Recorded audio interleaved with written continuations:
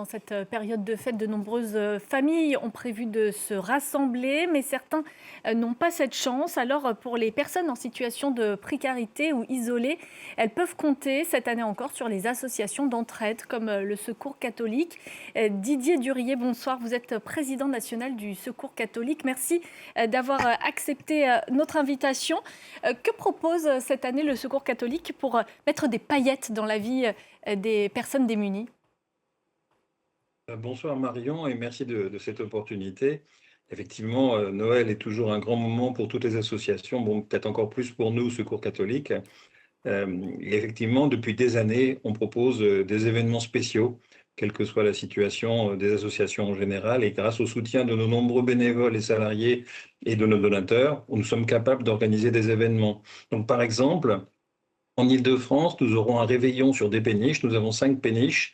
Nous accueillerons à peu près 600 personnes, dont 200 enfants, qui viennent de toutes les délégations de l'Île-de-France et qui auront donc l'occasion de faire un dîner sur ces péniches qui les promèneront dans Paris.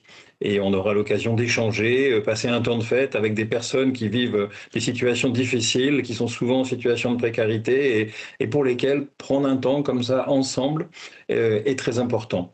C'est quelque chose qu'on fait depuis plusieurs années et on est vraiment content de pouvoir le faire encore une fois avec le soutien de nos bénévoles, de nos salariés, de nos donateurs. Quel est le profil de ces personnes? Est-ce que c'est généralement plutôt des familles ou des personnes isolées, seules? Il y a de tout. Sur 600 personnes, pardon, il y a à peu près 200 enfants. Donc beaucoup de familles. Hein. Les familles sont assez souvent monoparentales. Et quand on dit monoparentales, comme vous le savez sans doute, c'est très souvent des mamans solo. Nous accueillons les familles inconditionnellement, hein, quelles que soient leurs conditions, leur statut, leur religion, etc. Et c'est un temps important. Donc oui, beaucoup d'enfants, beaucoup de familles et quelques personnes isolées qui autrement n'auraient pas de lieu pour pouvoir célébrer cette fête qui est importante pour tout le monde. Vous évoquiez les bénévoles. Est-ce qu'ils sont toujours aussi nombreux, toujours au rendez-vous chaque année?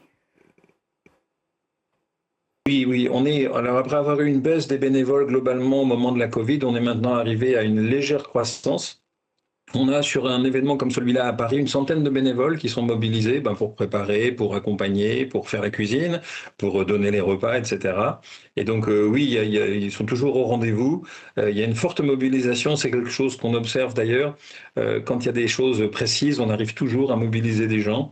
Et pour eux aussi, hein, là je ne m'engage pas trop en disant que pour eux aussi c'est un grand moment parce que on a l'occasion avec des personnes qu'on croise très souvent dans les soutiens qu'on porte aux personnes en précarité, de discuter un peu, d'échanger un peu plus, de creuser nos relations dans un environnement qui est un peu plus détendu, qui est moins contraint par ce qu'on peut connaître tous les jours. C'est vraiment l'esprit de Noël qui, là aussi, permet de développer la relation. Est-ce que vous notez une différence par rapport aux années précédentes dans les besoins des personnes notamment?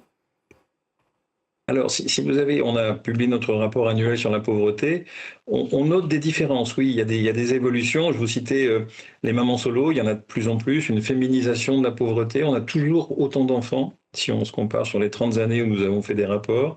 On a des évolutions après entre la zone urbaine et la zone en province, où les besoins ne sont pas exactement les mêmes. Donc oui, il y a des évolutions et nous essayons de nous adapter, ça fait partie de notre mission, pour répondre aux besoins tels qu'ils se présentent à tel ou tel endroit du pays.